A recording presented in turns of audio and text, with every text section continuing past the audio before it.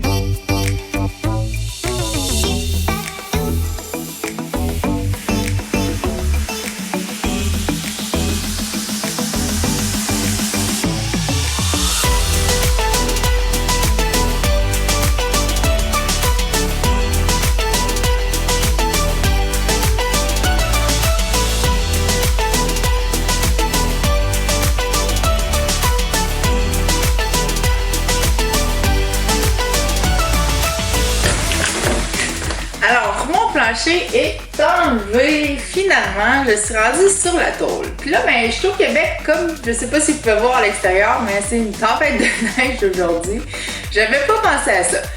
Mon véhicule, je veux le transformer pendant l'hiver au Québec, mais ça me prend un garage pour faire mon plancher. Parce que si je veux le peinturer, il faut que ça soit une température autour de 20 pour que la peinture sèche bien puis elle adhère bien. Donc, j'ai fait un modifié. Mon auto présentement est remisée, l'autobus est remisé. Fait que j'ai décidé de passer l'inspection cette semaine pour pouvoir la prendre, parce qu'on aura juste à 3 ou 4 transits, je pense, pour pouvoir la déplacer. Donc, vu que je veux travailler à l'intérieur dans un garage au chaud puis que j'ai pas ça ici en ce moment, il va falloir que je la mette sur la route. Donc, j'ai décidé de la faire inspecter pour pouvoir la conduire n'importe quand. Donc, je vais être capable. Puis, juste pour vous, genre, je sais pas si vous êtes au courant, mais on peut chauffer un véhicule lourd en bas de 4500 kg. Mon autobus, elle a 4170 kg. Donc, je peux la chauffer avec une classe 5. La seule contrainte, en attendant qu'elle soit mi-VR, je peux pas avoir aucun passager. Mais c'est pas une priorité en ce moment. Ma priorité, c'est de faire mon plancher au plus vite, le peinturer puis mettre mon plywood dessus, d'isoler, mettre mon plywood pour que je puisse continuer ma construction. Donc, j'ai fait une vérification mécanique avec mon père qui est mécanicien en ingénierie lourde. Ça l'aide beaucoup. J'avais un petit problème avec le muffler qui était décroché. On a fait de la soudure. Pour le reste, tout est beau. On a vérifié les lumières, les pneus, les breaks, le break à bras aussi qui est important à vérifier. Tout fonctionne, puis c'est pour ça que j'ai pas enlevé encore mon mur du front puis mes côtés, parce que pour l'inspection, ça va être plus facile. Là, quand le flash est tout exposé, j'avais pas le goût de jouer dans mes fils, puis de plus avoir de lumière à break en arrière. Donc voilà où j'en suis. Donc mercredi, dans 2 jours, je vais aller passer l'inspection. On se croise les doigts pour que ça passe. Ça devrait, elle va super bien. Donc je vous tiens au courant pour les prochains développements. À bientôt!